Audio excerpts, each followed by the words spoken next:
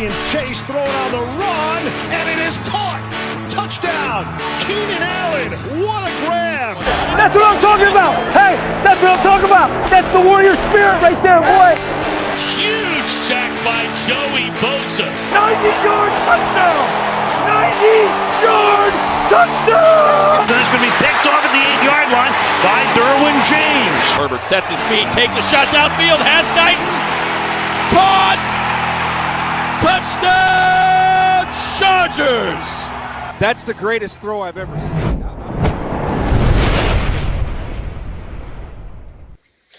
What up, old fam? Welcome to a juicy FTR edition of the Thunderdown Under Chargers podcast. Andy Prophet, your host right here, joined by the lawyer and the mustachioed Tommy Sawyer, Alistair Lloyd and Jack Reed. Okay.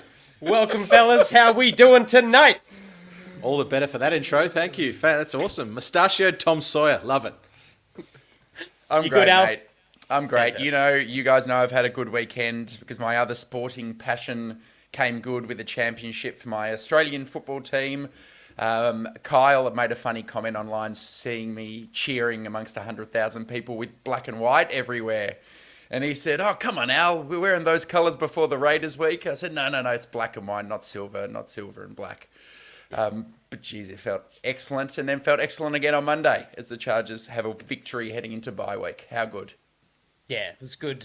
A good weekend. I was sort of enjoying your enjoyment out of the victory on Saturday, and then obviously watching the game together on Monday night. It was good to get that win under the belt. Lots to get stuck into with week 4 now in the book, so let's get it. Las Vegas Raiders 17, Los Angeles Chargers 24. The first divisional contest of season 2023, and taking it 1-0 is as good as you can ask for. Did the defense stand up? Did they what?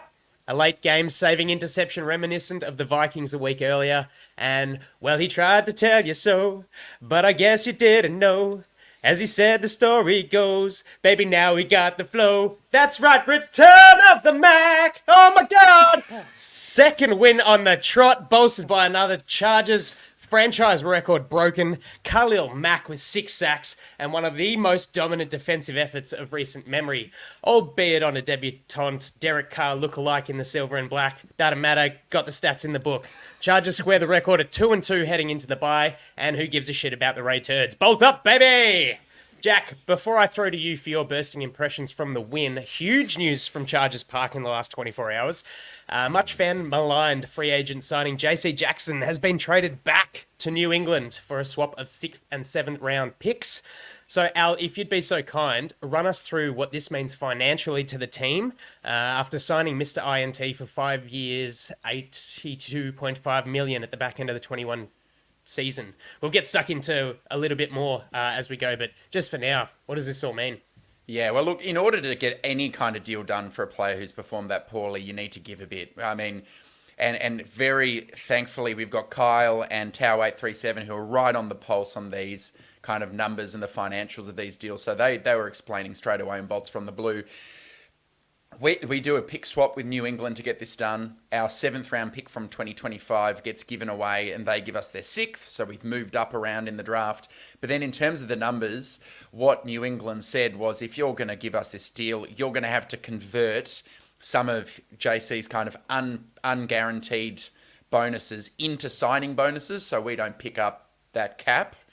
So in terms of how we've changed from our current predicament, what it does is it creates a bit more space this year, but a lot more dead cap next year. It is similar to what would have happened had we just cut JC Jackson at the end of this year. We get an extra $1.5 million to work with. So those are the numbers, nothing substantial, but you don't expect much when you get rid of a big contract like that. We're just trying to get him off our books. Yep, get him out of the room.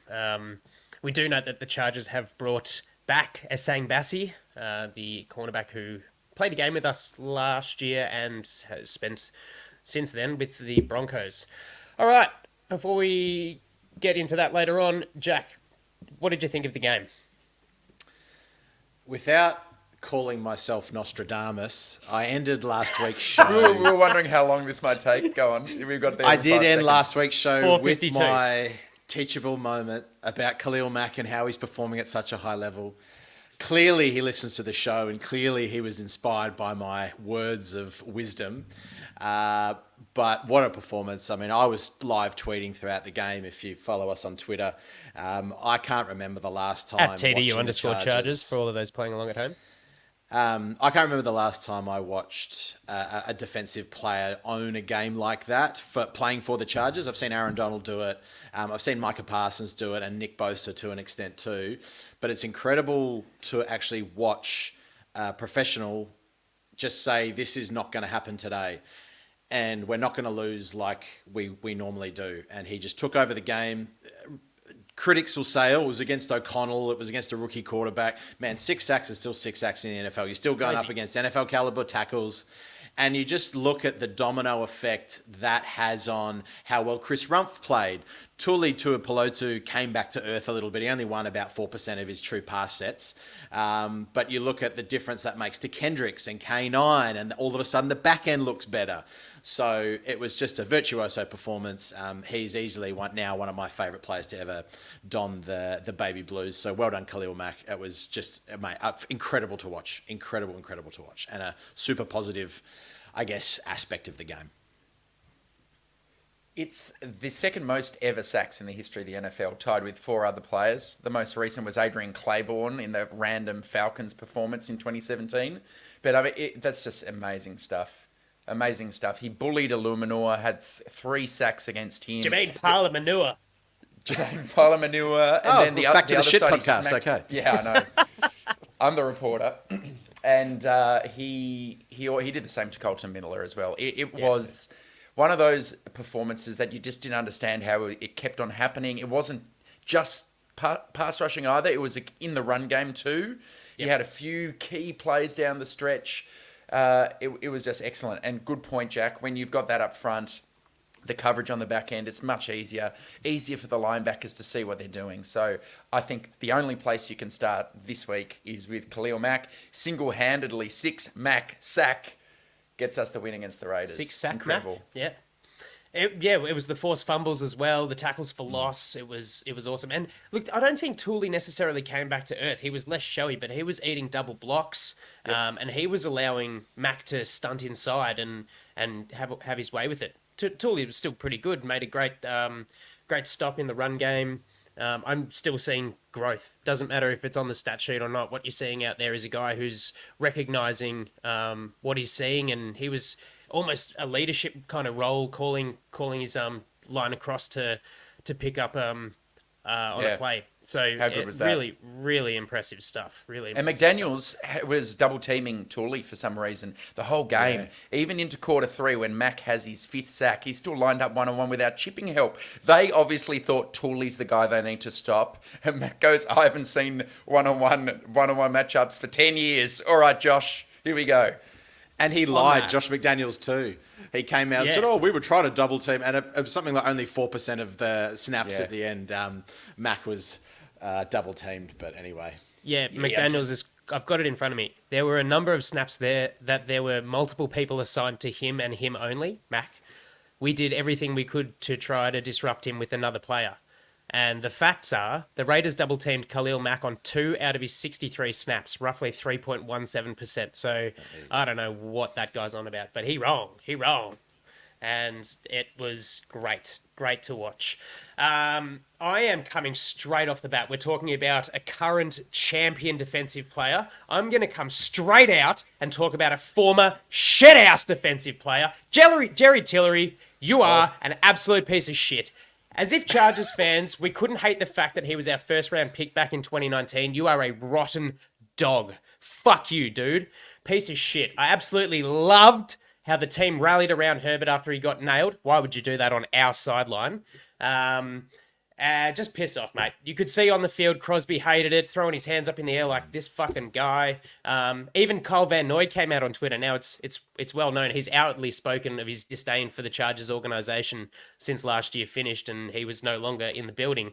But he had some choice words on Twitter about how much of a piece of trash Tillery was. So I just needed to get that off my chest because I got infuriated, as every Chargers fan would. It was just great to see him get ejected out of the game and then do the, make some noise as he's getting booed out of the stadium. So All the best, man. Like 2 snaps, you're shit. I don't even think you're going to last in silver and black. So good riddance to bad rubbish.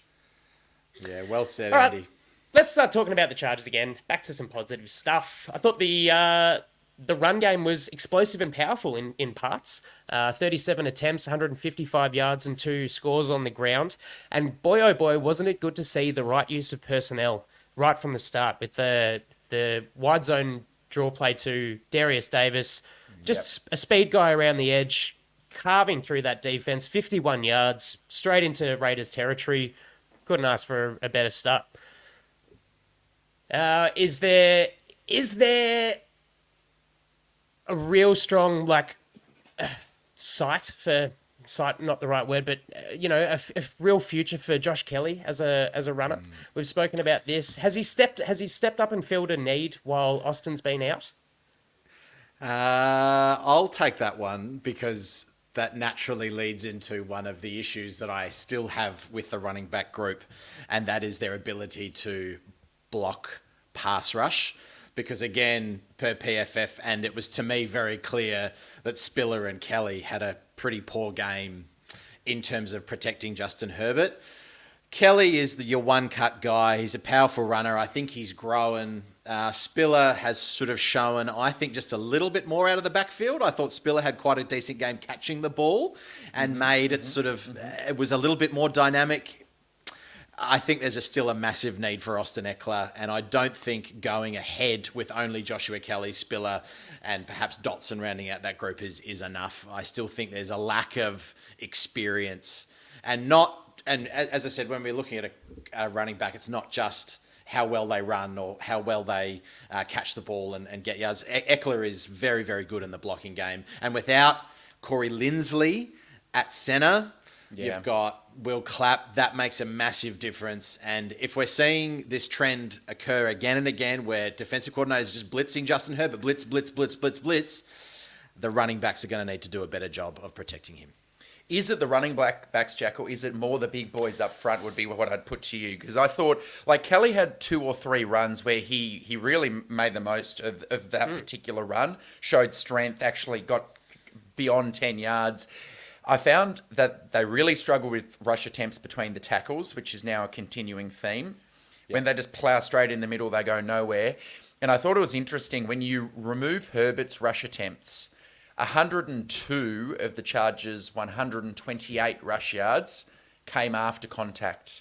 Mm-hmm. So that's telling me that line is not giving them any breathing space, and first contact is occurring within 1 or 2 yards past the line of scrimmage if they're lucky. I thought, to your point, Jack, John Jenkins versus Clapp was a real mismatch. There were 3 or 4 snaps where Clapp's getting beaten off the line and then the running back is facing contact in the backfield. So hopefully Eckler can come in and do more, but I don't know how much more he's going to do if the offensive line aren't going to give them a bit of a running start, because I think that's more of a structural issue, not just a skill position issue. Agreed. Well, that's kind of what spurred my question, because Kelly's not the speed guy to go outside the tackles, but it's not really working as the sort of power back that we have with the one cut up the middle. He showed some good, like you said, Al, he had 2 or 3 explosive runs over 10 yards, and there was a great one where he just kept his legs moving and beat a Max Crosby tackle to get up the field. There are signs of improvement, but also it's tough when we're just not able to burn the clock and get those sort of 6 to 8 yards regularly that we seem to give up as a defense. So on the other side of the coin, we're just cutting ourselves a little bit short there. And they did have a lot of work in terms of pass protection, as you mentioned, Jack. A lot of the time it was Max Crosby beating Pipkins around the edge, and then Max Crosby just going, chip me, I dare you, I'm going to crush you. Even Slater struggled. So that was probably his worst game of his young career, and he still had moments, but our passing attack suffered in this one. It really wasn't a strength of the team. The weird thing is that if you look at last week, I spoke about how, it says PFF, and you did notice it on the broadcast that Lindsley had a poor game, whereas the rest of the line played really well. It's kind of gone the inverse here. Will Clapp has been rated the highest offensive lineman at centre, and the rest of them have had fairly average games. So what can you take of that? It generally means that, pressure up the middle is rare, and if you can generate it as a defense, then you're doing really well, a la Aaron Donald. Generally, the centre is there to pick up the scraps, and so as to go, all right, who am I going to help left or right? And so it seems that Will Clapp has clearly done his assignments, but the rest of the players have suffered around him. So that's a hole that you might not necessarily think, Lindsley obviously is one of the best centres in the league, but just because Will Clapp has had a well-rated game, a la or per PFF, doesn't necessarily mean he's actually been of benefit for the whole picture. So, it's very much a fascinating without Lindsley there, because Herbert is still, I believe, a bit of a juvenile when it comes to calling protection. He's still sort of learning it. Interesting to see what happens. It's fascinating. And like, even when Lindsley's in, apparently Herbert does call the protections this year, but I have no doubt Lindsley's helping in some way, because we are seeing that theme. Lindsley goes out, Clapp comes in. Clapp might not specifically give up pressures, but somehow the whole line doesn't play well. Yeah. Run game or pass game. So something to monitor, especially if Lindsley's out for a significant period. We've had no update on the nature of the heart issue. Let's hope it's the type where he can return this season. We've got no idea. Maybe he never plays again. But I thought Herbert still kind of went into his God mode and got us this win. It was an uncharacteristic Herbert performance. A couple more turnover-worthy plays than we would expect from him. A bit of a head-scratching interception. Rewatching that one, he's got Keenan open on a crosser, and then he decides to bail right from a clean pocket and then sail the ball in a very dangerous spot into double coverage. And that's lucky that didn't come back even further yet. What we saw was Oregon Herbert that we haven't seen so much of, taking off with his legs and rushing down the middle and, rushing to the side for that first touchdown. And then, of course, when you've got to have it 3rd and 10, game on the line, wasn't that an amazing ability to climb the pocket, hit Palmer for 50 yards? He goes, ball game, that's over, Chargers win, bye week, fuck off. Yeah, with the glove and the splint on, let's just finish this off and get out of here. Talking about Herbert and the running game is a big point for mine, because Chargers, us on this show and Chargers fans alike have been talking a lot about wanting to see Herbert use his legs a little bit more. He did that probably for the most that he's done in his Chargers career in this game. Is that a concern, though, that he's struggling to adjust when, Amick Robertson was more than solid on Keenan Allen. 4 targets. He did have 3 receptions for 32 yards and a touchdown, but did a pretty good job. Allen's been targeted. He leads the league in receptions, so he's getting a lot of the ball. What do you think, Jack? Is that just Herbert struggling sort of to adjust to not having Mike Williams there, and not really, also doesn't have Austin Eckler in the receiving game as well? What do you take from that? See, I have a different opinion. See, I thought Herbert's gone into God mode twice in the Vikings game this week, but I think they're quite different God modes. The Vikings God mode was far more considered, far more, I thought, elite. This week's God mode was a little bit more, I'm trying to do too much. And it felt white collar and blue collar. He was almost like he was trying too hard. The Derwin James, I've got to go out and make an impact, and I actually end up hurting myself or give away a penalty. In Herbert's case, not only do you throw an interception, but then you put yourself in a very precarious situation of like, I've made a mistake, I'll go and tackle, get your finger caught up and fractured and sliced. And but is Mahomes doing that? Is Josh Allen doing that? And this is a theme that's happening now. Yeah. This is a theme that's happening where I wonder how much control Brandon Staley or Kellen Moore has over keeping Justin just on a level. Cool, you can go out, you can run, you can use your legs. I love that, but you're putting yourself in precarious situations. That's the one thing that I said. Herbert was awesome in the first half, but hurting your finger, which means you can't play under center as well as you normally could. I just think that maybe we just need to he just needs to calm down a little bit. Now, I'm not saying play soft. I'm not saying that, but I think what it's I'm just hearing. more of a calm performance. So He also almost threw a red zone interception. He's lucky that Trayvon Merrick had some Yeah. kind of friggin' Hulk plaster hand? cast on his hand. It was a Hulk hand. That was double coverage as well. I know Parham's 6'8", but that should have been picked, and that would have been points off the board. And that was the sprained wrist player, wasn't it? Talk about Yes. talk about made of glass. Gee whiz. Thank goodness that's only a sprain. Thank goodness. Al, what else did you find challenging from a win? What sort of kind of negatives things that you didn't feel that great about on the rewatch or live? Yeah, maybe we can talk defense a little bit. I think we've got a lot of positive things to discuss about the defense. We'll get to that, but maybe a few things that I thought still popped up. Still a little bit of stupidity, I thought. We're seeing at least one or two stupid things per game. And we're now 4 weeks into the year and 3 years of this group being together. So we've already discussed Asante with the interception going down. This friggin' superplex that was delivered on a 2nd and 10. Yeah, One of the stupider penalties. That's an important part of the game when that occurred. A Extend third that drive. a 3rd and 19 completion to Josh Jacobs. Yep. With just a check down. I know the score's 24-7 at that point, in the third quarter. We're seeing cornerbacks continue to struggle a little bit when targeted. This week it was Davis and Josiah, and we were registered with having 10 missed tackles, which is slightly higher than we've had in the past. So we have not seen anything approximating a complete performance yet from the defense, but it's that recidivism of stupidity and why do we keep giving up 3rd and forever? And two fourth down completions as well. Just didn't really seem like in that moment. They're gotta have it moments. Staley talks about those gotta have it moments, and it seemed like soft coverage on Adams, and then I think the second one was a pretty weak goal line stand. Josh Jacobs just ran it up the middle for that 1 yard score, and it seemed like the backers That's right. sat And a the bit previous off. down, we stopped the QB sneak, Yeah. push. So, and then it was 4th and 1, and then suddenly he kind of got 5 yards into the end zone.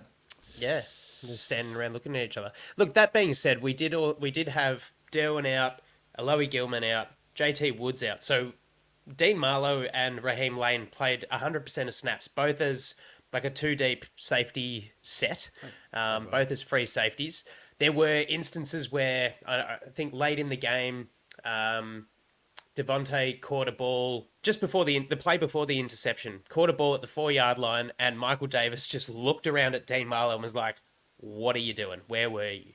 And they weren't graded poorly, but there were definitely moments where it was a little bit, okay, they're kind of a little bit lost there. If you feel bad about having JT Woods as your free safety, then hey, welcome to Raheem Lane and Dean Marlowe. And that's a reason Credit why to the they're in the coaching depth. staff, But though, man. heck, Like, they allowed 0 yards between them through the air, missed one tackle. Like, that's safety 4 and 5. If we're going to say the issues with the defense, the fact that there wasn't some deep 40, 50-yard completion down the middle is pretty impressive, I reckon. Yeah, well, I think that it comes hand in hand with, forcing a rookie or a debutant quarterback to be throwing. His time to throw was 2.6 or something, and Khalil's getting to him. And he's that kind of doesn't have good ball protection. That was a knock on him out of college, and he just as soon as they started shaking up his block, he was all over the place. So the longest completion was 25 yards. We did minimize that explosive play, but yeah, I think He didn't they got look off. up for it. I think you're right. The safeties get off when you've got a rookie quarterback who doesn't really know what he's doing. And I was saying to you guys offline, Staley was quite clever up front where he'd mug Kendricks and Murray in the A-gap, looking like they're blitzing, the old amoebic defense. And so O'Connell's looking at them, and then they're bailing, and then at the same time, there are games and stunts having up front. So Mack got free on a sack, and O'Connell's looking down the field at why these two linebackers are bailing because he thought they were coming, and then, oh shit, swallowed up. So he was seeing ghosts in the pocket. So I think the safeties got off a little more scot-free than if they were playing against a good quarterback. But that's credit to the coaching to not allow it, play more man heavy and make the make the corners more responsible for their own for their receivers, and just have the other two guys purely as like a secondary protection. Jack, I want to ask you causation to scoreless or outscored second half. I just want to say the Chargers allowed 3 consecutive Raiders drives of 12 or more plays, netting 10 second half points that combined for 15 and a half minutes or thereabouts. The first 7 drives was about 13 minutes. What do you think? What can you boil that down to, if anything in particular? I am a big believer that calm breeds calm and tension breeds tension. So throughout the first half, you're watching you've got a heightened team because of the Tillery hit. You saw how that galvanized the sideline. Now, that can work really well in the moment. At half time, though, you've almost hit your peak intensity when something like that happens. And when you're managing people and managing a team, it's really hard to make sure that they keep that concentration or they keep that they can hit another peak in the second half. So in terms of, I'm talking about the intangibles here, and I'm talking about just the flow and the feel, these things that you can't put data set on, but Staley, and this will lead into something that I'm being a little bit nitpicky about over his tenure, is that he just doesn't exude confidence as some other coaches do. He's chewing his gum. He's just a little bit tight, and you really felt the team come out. And this is not just Brandon Staley's regime. This has been, we play such a good first half, and then all of a sudden we shit the bed and lose the game. But It's I definitely football, felt baby. It's Chargers. So how do you break that cycle? And the Staley, I believe, is pretty tense, and we saw that with the play of Derwin James. We've been seeing it with the silly mistakes, Alistair. I think people are trying too hard to overperform because they know that, things are heating up. And We're say still yes, seeing I it from do. Staley in his press conferences, Jack. We are, and him and Popper had another little tete-a-tete in this they one. did. And dare I sorry to say interrupt. it, that's okay, but dare I say it, that Asante Samuel and Alistair, you made a great point offline that he wasn't going to take it 99 yards to the house because there were some Raiders defenders rallying. But it just seemed to me that he didn't know what to do in a really crucial moment. And that is coaching. And if you watch the film, Staley's like going, oh, is he celebrating? Is he telling him to go down? Is he telling him to run? But clearly something had happened when JC Jackson didn't go down with the red zone interception. And that has therefore put in the mind of Asante Samuel Jr. in a pressure moment that I don't know what to do, so I'm just going to go down. So I'm not going to make the decision myself. I'm going to go off what's happened to JC Jackson, and I'm going to make sure that doesn't happen to me. Yeah. I think that's quite a regressive mentality. That's what I can kind of put it down to. That's exactly the explanation too. That would categorically be why Asante went down there. Oh, that's not going to happen again. There's 2 minutes 50 left, mate. We needed the yards. Yeah. So. Yep. Anyway, it's a nebulous answer. I'm sorry, Andy, but that's all that I can kind of put to it. I don't think there is one particular answer. Yeah. Just more your thoughts. Yeah, and missing some chances. There were a few chances on offense. Like for this game to have gotten tied again, the offense needed to go to sleep. And there were a few drops, although they're not always charted as drops. We did feel, I thought, the absence of Mike Williams in this one, particularly when the pass protection is not working and you don't have as much time to throw. That's when those jump balls become more relevant. And we saw one when we were in our own red area where he gave Quentin Johnston a chance one-on-one down the sideline. He couldn't come up with it. And then Josh Palmer dropped what I thought was a pretty bad one little later in that same drive. Thankfully, he made amends. But it's that confluence. He had a good earlier catch. Sorry to interrupt you, but yes, Palmer, I thought when I first watched, I was like, God, he's been given a game ball for that one catch, And when I watched it again, I was like, it was a little harsh. He made a good catch, 19-yard off the top of my head reception earlier in the game, and I guess I expected a lot more from the kind of camp that he had and all the chat that came out then to see him sort of step up and say, hey, look, QJ might be a first-round pick, but we want him fighting Josh Palmer for that wide receiver 3. And now it's like, when's Jalen Guyton getting back? We need a little bit more chemistry. We need a little bit more trust. Credit where it's due. Great turnaround and come back to the ball by QJ for that 18-yard catch that was reviewed. But, yeah, like you said, there was that that drop where the defender was all over him, but you got to make that catch. You're a bigger body, and you had the position to make that. So Defender's back was turned, back shoulder throw. it's concerning, and he's getting like one or two targets as well. It's a little worrying. Well, I've got a question. I'm going to throw it back to you then, Andy. This was one of the questions I was going to ask you. Are we blaming QJ too early? And should we actually be blaming Justin Herbert? Because there has been some vision and there's been data to suggest that QJ is actually getting quite a lot of separation comparatively on the averages in the NFL, but Herbert just isn't hitting him. Now, is that because of a lack of chemistry, a lack of trust? Should some of the blame go to actually Justin Herbert, not all on QJ? Because people are going, oh, well, because it was always going to happen. It was always going to happen. Jackson Smith and Jigba, Jordan Addison and Zay Flowers are having great years already, and QJ's sitting there looking like a pumpkin. What do you think? Yeah. I don't think personally that we're blaming QJ for any like ruts that the offense is finding itself in. It's just a bit more kind of concern.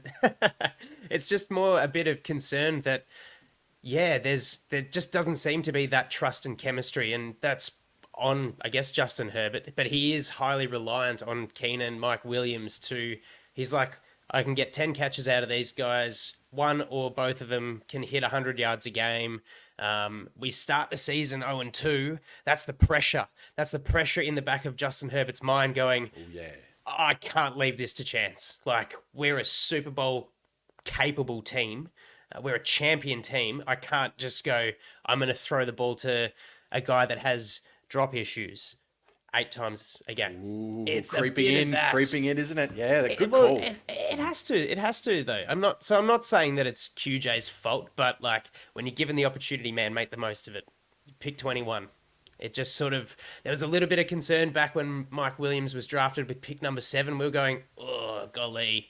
And it took a little while for Mike Williams to really warm to the spot and become a beloved Chargers receiver. And he's definitely earned that title now, even if it is the last time we see it. But yeah, it's a tough one when that big injury comes up and there's more expectation on him. You kind of wonder how he's picked for his skill set, because he brings that diversity to the group, and it's like, well, yeah. I mean, it just works out well when your quarterback only has to throw for 160 odd yards, because we're generating great field position from turnovers, and we have a few explosive run plays that just sort of make it a little bit easier, as far as scoring the ball. So, yeah, bit of a nebulous answer for you there, mate. But I think that it's a bit of both. There's more than one kind of person at fault, and maybe Kellen Moore's more to blame than either of the two of them. Who knows? Yeah. Well, they get more opportunities because they're it for the time being. Andy, while you're still in the hot seat, mate, I'm going to keep you under the magnifying glass. Let's flip to the defense and the run defense, which is kind of a bit of a bright spot. They only allowed 73 yards on 20 designed runs. SJD, what's he doing for you at the minute? I thought he was great last week. This week wasn't as noticeable. He's still got a couple of stops, a missed tackle. But I'm just really glad. I made a point of saying it last week in this game's preview, that if a team is going to break the habit or break the mold on something, a player, Josh Jacobs, we were able to nullify him, essentially. He was very handy and annoyingly handy in the passing game. But a lot of I think the fact is, like, we got ahead, like they leveled at 7-7, and then it was 24-7 at halftime. We didn't really allow them to kind of run the ball in any kind of great consistency and develop that part of their game. So there's a little bit of that, I think, as well. But as far as SJD, well, look, last week he was awesome, and this week I think he maybe came back down to earth, back to the campfire. So look, not as dominant as he was last week, but not crap. Still helped. I didn't mind Morgan Fox's game, actually. I thought he got up and made some plays too. And he's been used sparingly this year, only 26 of 73 snaps. I found it quite interesting. They're trying to keep him fresh.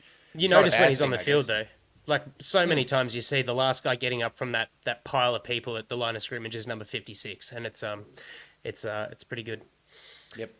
I spoke a little bit last week, probably unfairly, as Tao pointed out, about special teams. What did we think of special teams as a whole this week, guys? Jack, anything in particular? I mean, I sort of, after that exchange, I did sort of want to look at what J.K. Scott's doing. I don't know if he's punting poorly or not, and maybe that's probably Moonrakers is what he's doing. Moonrakers. He is skying that ball. Yeah, so I don't know whether that's a design or whether it's less effective than it was last year. And the other question that I had of special teams is that obviously Diane Henley hasn't played. He only played one snap of defense, but he is getting some time in the special teams. And is he having to prove himself on the special teams before he gets snaps, or is it where we're just protecting, the order of things, the natural order of K9 and Kendricks, and it's Neiman and guys that have kind of earned their spot, so to speak. But yeah, no, I mean it was just the punting, and it didn't feel good, but it didn't feel bad. So that's kind of another nebulous answer for you. What do you think about those linebackers, Jack? Because, I mean, that's a great question. Do you sprinkle in Henley, or are you happy with what you're seeing from Murray and Kendricks together? And then Neiman's not putting a foot wrong. So what if you're in charge of the linebacker room, do you want to get Henley in there because he's a third-round pick, or do you think, nope, the current group's doing a good job? Oh, I'd love to see Diane Henley in there, because if the progression of growth was anything between the preseason games of week 1, 2, and 3, this guy's going to be NFL ready by the end of the year. So, why not put him in there for some third downs? Let's see his length. I mean, could you put him in there next to Kendricks? Could you put him and Neiman on the field just as something different? But there's clearly a program in place, whether it's designed by Fiken or whether it's designed by Staley, to say, no, this is because I mean, Scott Matlock's getting a lot of snaps, he's getting more snaps. Other rookies, QJ's getting snaps. So yeah, it's an interesting one, or they're just working back from injury, and the injury was actually more serious than we thought. So yeah. Yeah, hamstrings are one of those things when you get them early, they can linger, they can hang around for careers, I think the linebackers, it's a good problem to have. It really is. With Kendricks out and Murray with the green dot, I thought Murray stepped up really well and has continued. Al, you made a really good point earlier in the show about what the edges were doing to allow the linebackers to help out in coverage, and they were making some really good tackles in the pass game, which was annoying from looking at the corners role, but Kendrick's return was awesome. And if you guys out there are following us on Twitter, the TDU_Chargers handle, Al does a great job, #TDU Films. He didn't post this one, but it was very funny. Eric Kendricks got a tackle of Josh Jacobs, I think, took his shoe off after the celebration, just put it down on the ground. Kenny Murray walks up and boots the shoe away. Just very, very linebacker bros kind of areas, and it's good.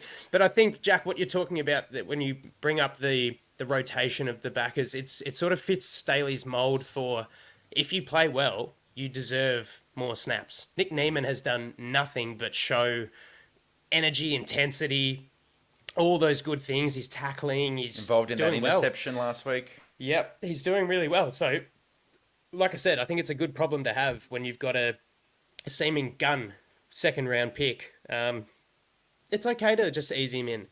Talking about the linebackers, though, and sort of blending this in with special teams, I think it was one of Carter's, might have been Carter's big return, Jacob Johnson. Jakob Johnson, that's the one. Blew Armen Ogbongamiga the fuck up. Smashed him. I rewound and watched it 4 times, and I was like, God damn, fullback. He had a really good game, that guy. He stood up Kendricks 2 or 3 times in the running game. He's not good as a receiver, that dude. Not good as a receiver. No, that was shocking. You know exactly what I'm talking about. The old headshot. But look, going back to, I did ask that the question about, starting off the question about special teams was loaded for me, because it has been interesting. The Raiders look like they got a fair bit of pressure towards the kickers, both Dicker and J.K. Scott. Scott was better this week for sure. The first one, he's like leading the league in hang time, so he's getting it up there, but he's just not quite hitting the depth, I think, just yet. that first punt was 23 yards or something, and then the next one kind of actually the next one, sorry, after that first short one, just had another one of those dicky backwards bounces, and you're just like, oh, I know you can't do much about that. It is a fluke. But then, his second one was a bit deeper, bounced off to the side, went out of bounds. So, improvement. Dicker was perfect on his attempts. So, yeah. Underrated, sneaky, really good Dicker. He's been really, really good. Yeah. It annoyed me Alice, to see Carter actually get a bit of wriggle and get a return because I never really felt that when he was a Charger. And I thought, we can capital. I'm not concerned about their return game, but he did get one and it was just a bit shitty. But, that's just our poor tackling, really, that allowed that to happen. Alistair, I want to put you in the hot seat, but in the essence of time, I've got two questions. Did you want to tackle? We've spoken a lot about the defense and that, so I'm gonna put. Let's talk about this fourth down call, the tush push. Okay, so I think everyone knew that it was going to be a tush push by the quarterback. Justin Herbert had recently gashed his finger open and has a splint on. A tush push requires you to be under centre. Last week, Kellen Moore tried to do the double bluff, lining up in the same formation but doing something slightly different. Yeah. This week, everyone said it should have been a quarterback push, and he's gone, okay, I'm going to listen to you all. Okay, I'll do it. And it didn't work. What's going on? And why do these fourth down plays seem to be such an issue when we are fourth and medium to long? Because it's just not working. What was your reaction to it, and how do you feel about it? Well, feel's a good word, and I'll come back to it. In the moment, I did not mind going for the fourth down, or at least lining up to go for it. To me, there's a difference there. I don't mind it. Like, it's different from last week's because there's still 3 minutes 34 left in the game. It's not like you get it and game's over. You've still got quite a bit of time left. Also, you've got a rookie quarterback on the other side who's really playing poorly. Is he going to drive the ball all the way down the field for 7 points? So I didn't think the urgency... I thought there were more factors militating against going for it this week. But I always don't mind going up there, call your play, get up to the huddle, have a look at what the defense is in, and if you think you can go. Herbert's got the splint on his finger. The Raiders lined up in what looked like almost a Madden-esque formation, peculiarly well designed to stop it. Goal line save. Yeah.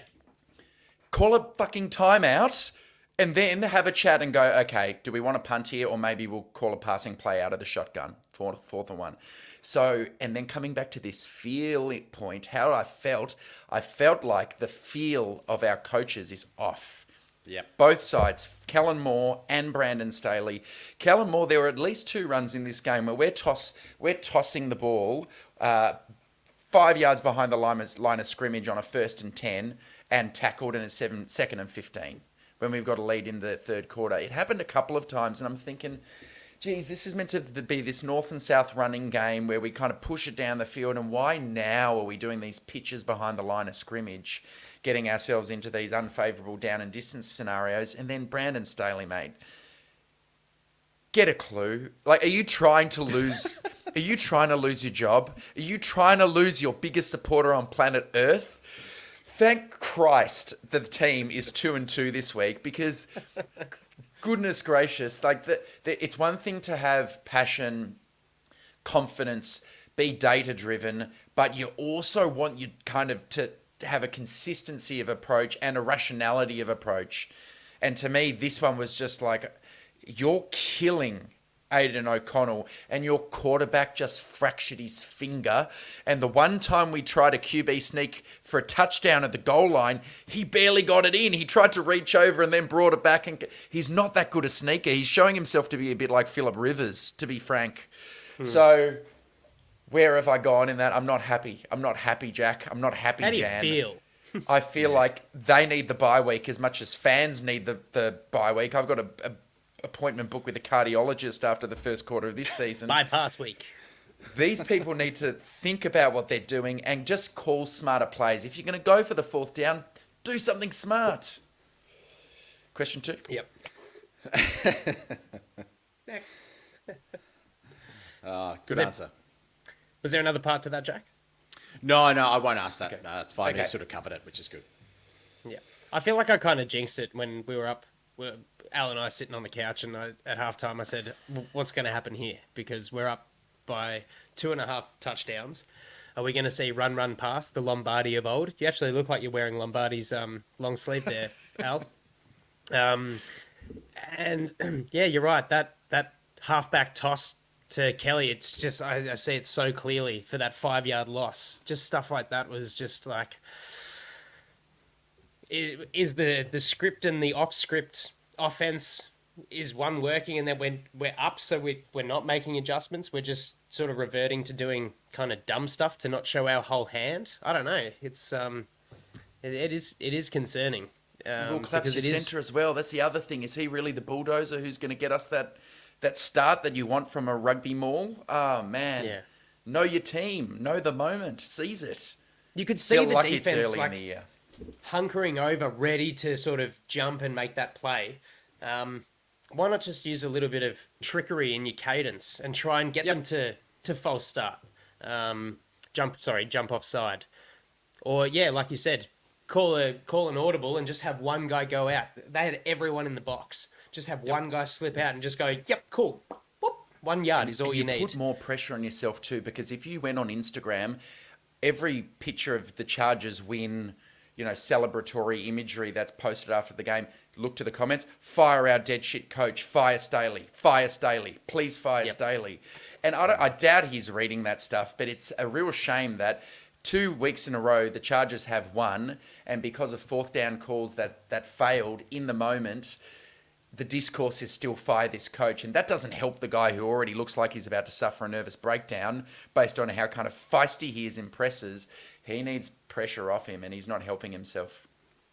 Well, yeah, 2 weeks in a row, we've led by 11 or more points. We've failed a fourth down conversion in our own territory, and then had to rely on a defense that has been aggressively underperforming to come away with a match-saving or match-winning red zone interception.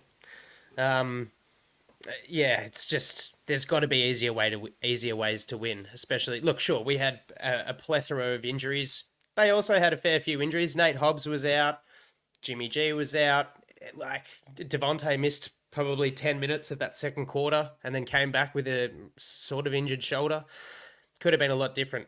Anything further about the game, guys? Or, Al, do we want to play a bit of Snakes and Ladders? Yeah, let's do it. Okay, I will go with a couple of snakes. So this week I've got the ones who are kind of sliding downwards in their performance, and we've touched on them a little bit. I'm going to call out, and I don't like to do this, but I will call out the first round rookie Quentin Johnston, only because when your peers are showing stuff out there and you're needing to earn targets and snaps, when you get those opportunities, you've got to take them. And as we discussed, he missed that one chance, and that's not going to help his cause because Herbert might not trust him. Plenty of chance to get back up there, Quentin, but you're unfortunately down the snake this week, and so is Trey Pipkins, just because of the matchup and the struggle that he had on that right side of the line. I'm going to jump in with a ladder. I've got a few, but I'm going to keep it short to 2, and a special mention also thrown in for acknowledgement's sake. 50 deuce, as we mentioned, what a game. He came in from week 3 with 0 sacks. He's now the joint leader of sacks in the NFL with 6. As you said, Jack, he just must have been listening to your Teachable Moment last week. He was awesome. Over to you, Ali. I'm going to call out as a ladder, someone who's not being talked about at all. I'm going to go with Nick Williams, the interior defensive line. No one's spoken about 95. Austin Johnson is struggling, and I reckon he's been better than expected. I'm liking his performance. No one's really talking about him. Popper's not writing about him, but he's playing a lot of snaps, and the run defense is doing well. So good on you, mate. Keep up the good form. So one more ladder for me. Before I jump into that one, just a special mention to Jamari Sawyer.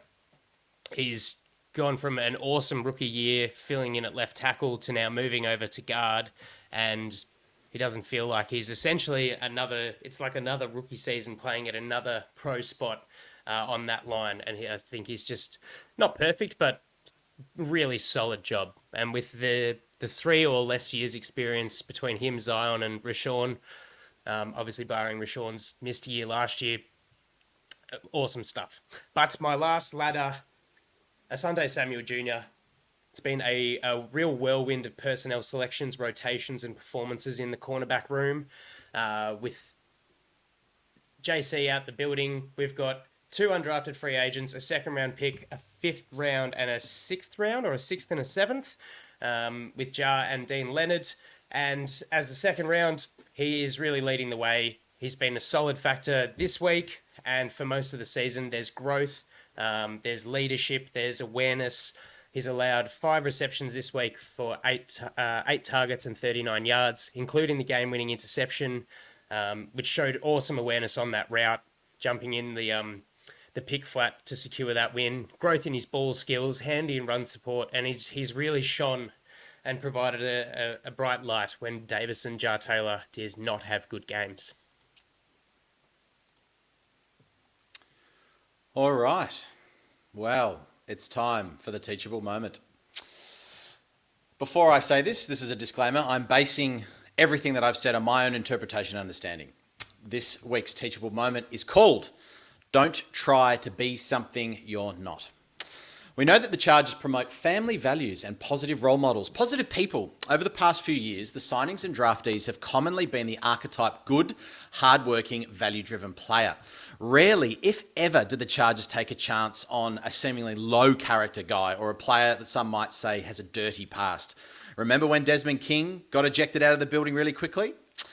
I just look at our current roster and think of how much value we have in the building outside of being an NFL player. The team is nice, well-meaning and positive. I personally don't mind that at all. In fact, looking at the whole person is integral when hiring or integrating them into an organization.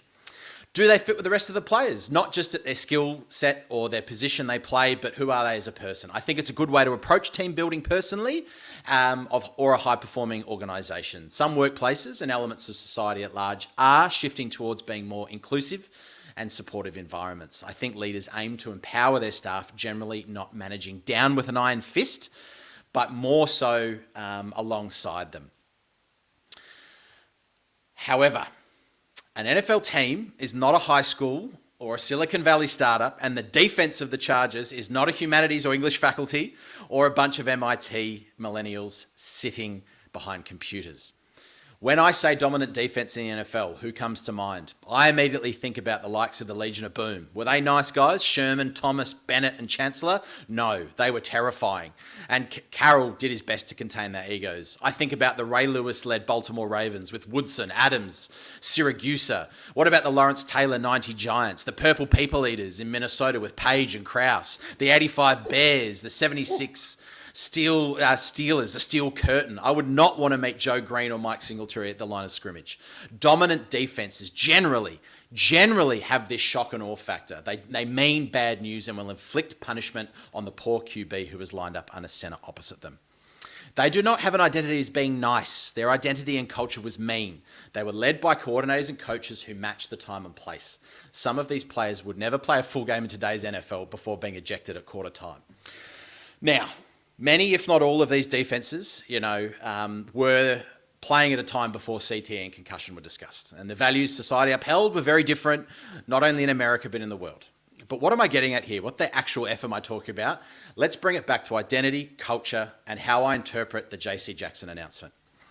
The signing was strange, if not exciting, one to begin with. My fellow podcaster Alistair was the first to say that Jackson's path to NFL was not really akin to many of his Charger colleagues. I'm not going to place value judgment on Jackson's life story. I don't think that's fair or appropriate, but this story is worth noting in the contextual analysis. On the surface, and we did discuss this, it did seem that JC may or could clash with the values and morals the Chargers stand for and use when recruiting, drafting, and re-signing players. In hindsight, it was an awkward fit, and it remained an awkward fit until today, where he goes back to the Patriots. And old school Bill Belichick. Was it a matter of not fitting the system on the field? Could he not play the CB position that Staley wanted? I personally don't think so. JC Jackson was a premier corner hitting the free agency market. It was a mix of intangibles that did not fit. Injuries not helping either. Ultimately, a clash of coaching cultures. JC Jackson thrived in the culture and environment Belichick built and supported. It is known to be a hard, get in line, no mistakes, Tom Brady grit and one-eyed determination approach to success, a culture that has no problem signing experimental bad boys who seemingly thrive on the field. Think of Hernandez, Gronk, Dillon, Christian Peter, Josh Gordon, Hainsworth, Rodney Harrison, an angry Randy Moss got a ring, and let's not forget Antonio Brown experiment.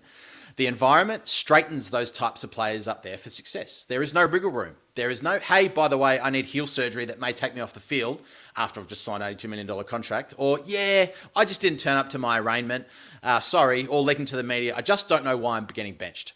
I believe that the current Chargers, led by a man in Staley who was 31 years Bills Jr., are vastly different when it comes to organisational philosophy.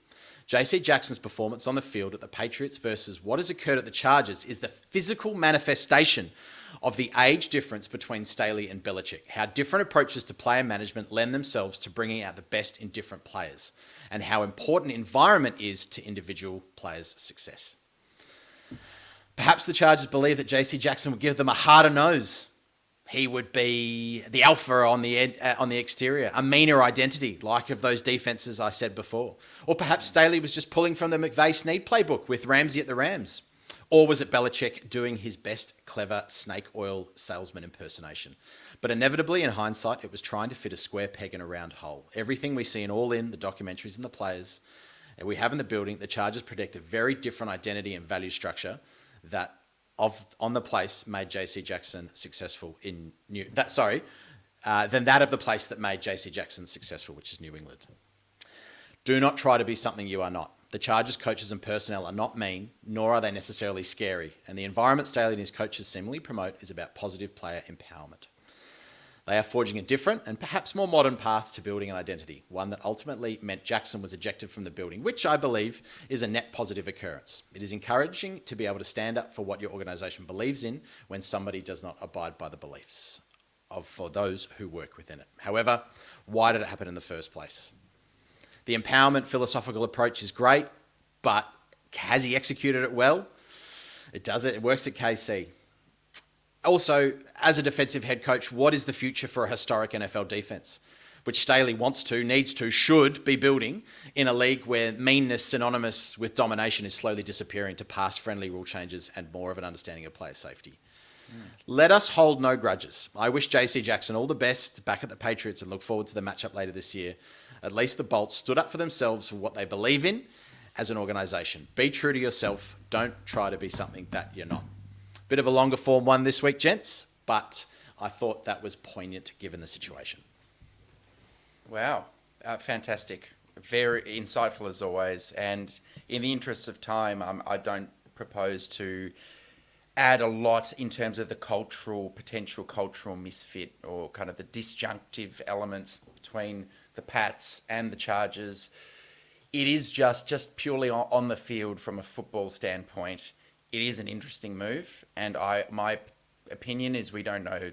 We don't have complete information. There's information asymmetry for sure, because what we had was a cornerback 4 with a lot of experience who presumably would have been getting a bit better each week the further removed he was from his surgery, and who could come in handy if, God forbid, one of the other cornerbacks goes down with an injury. Now we've given away that luxury, and it is a little frightening. It'll be particularly frightening if he goes off and plays really well all of a sudden in New England, or plays well next year when, as I was saying in the preseason, that's when I expected him to start coming back to his own next year. But whatever's happened in the last 3 weeks, and maybe, Jack, those people skills that we thought Staley was fantastic for, they weren't enough in this instance to kind of integrate that personality into this culture. He obviously did not handle being benched well, and whatever's going on behind the scenes, he's out the door, and now it's Dean Leonard in the cornerback 4 spot. Good luck to you, Dean. You had a great preseason, and we'll see you, JC Jackson, again when we play in New England later this year. Goodbye. Yeah, look, I don't have much to add. I thought that was great, Jack, and it is really hard to say or understand anything more than, we paid you, you did all this in your past life with the Pats, you come over, hit an injury, you come back, then you have an awful injury. Everything looks good in the preseason. You come back in and you're stinking like off bread. And then there's obviously an ethos that Staley has for his DBs, and it's you will be played based on your performance at practice and your attitude and everything like that. There's got to be a bit of an ego behind JC Jackson. It's just sort of how it is when you're a star football player. Not understanding that or looking at it from the team perspective probably didn't sit well with Brandon, and then it's just sort of culminated. I'm speculating, but that's sort of the only sense that I can bring to it. And it's just either we hang on to this or we try and get whatever we can now out of it. He was suited up this week and didn't play a snap. So there you go. I do wish him all the best as well. I think he's a great footballer. It's just beyond the surface, it's just really unfortunate that it never worked out, and it just sort of feels like a Chargers thing to us.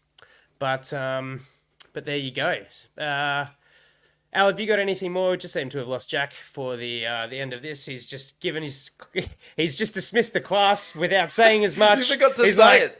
School holidays, baby, we're out of To here. say class dismissed. No, I was waiting for it. I was hoping he wouldn't. Mate, if there's not anything more from you, guys, thanks very much for listening. Everyone enjoy the bye, recharge. We're 2-2. The season is not done. No. Let's tune into the Dallas San Fran game. I'm really excited to see what this Cowboys outfit can do against a dangerous defense and firing offense. Next week we'll be back as always to preview the Cowboys in week 6 rather. Props QB rankings will take a bit of a shift because I got a lot wrong, but I got a lot right. So we'll see how that shifts out.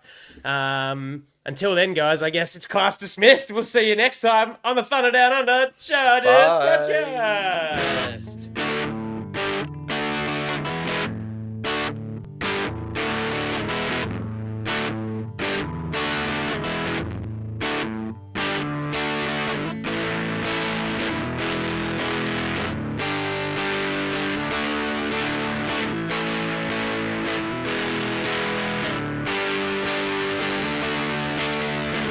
Back pedals looking, firing, he's got Floyd turning, got it, zigzag, 10, 5, high step, touchdown, San Diego! Woo! Good night! Good night to all!